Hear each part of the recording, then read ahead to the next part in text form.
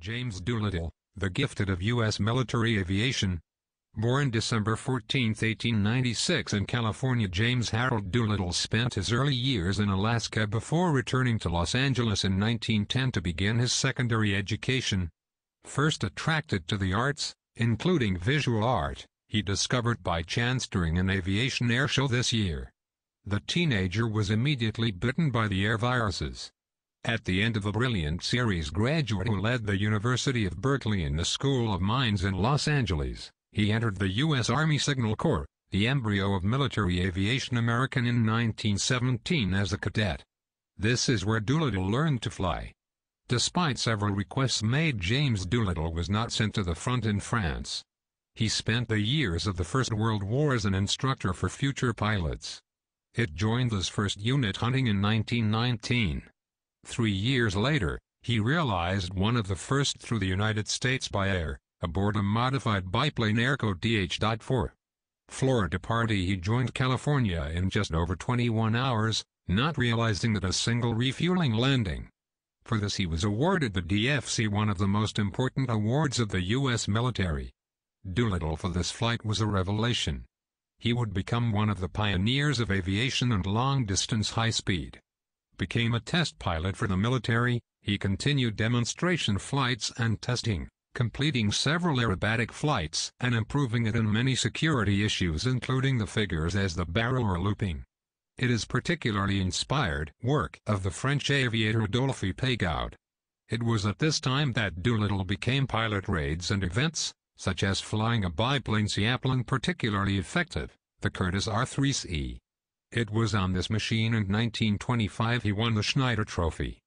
During the rest of the decade and the next, James Doolittle climbed the ranks of the U.S. military, while refining his work on pilot safety and flight maneuvers. The famous aviator, one of the most famous of his time in the United States, returned to the front of the stage after the Japanese attack against the American base at Pearl Harbor. His idea was to hit the Japanese Empire in his heart, in Tokyo. He developed what later was called the Doolittle Raid. Recognizing that the U.S. Army Air Force bombers struggled to have long range, and never attack aircraft if the U.S. Navy would have a load of bombs sufficient to hit the enemy, he had the idea of taking medium bombers on an aircraft carrier. As crazy as it sounds, his idea was realized.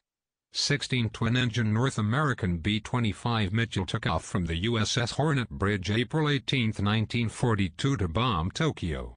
If the Japanese losses were minimal, the impact of this bombardment was very consistent.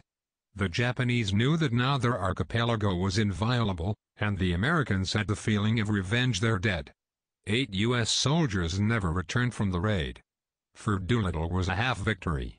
After that, he was appointed Brigadier General, a rank that denied flying again. However, he planned more particularly daring bomber raids over the Mediterranean.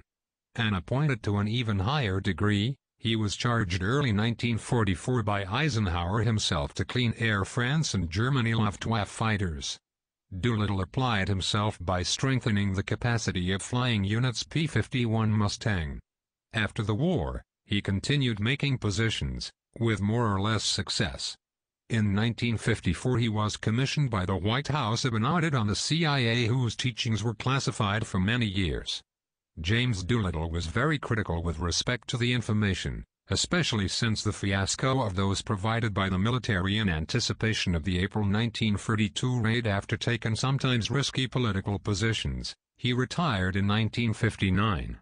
However, it does not forsook the world of air, putting himself at the service of such airlines as advisor. James Doolittle was one of the most decorated pilots in history. He died in September 1993 at the age of 96. He was buried with the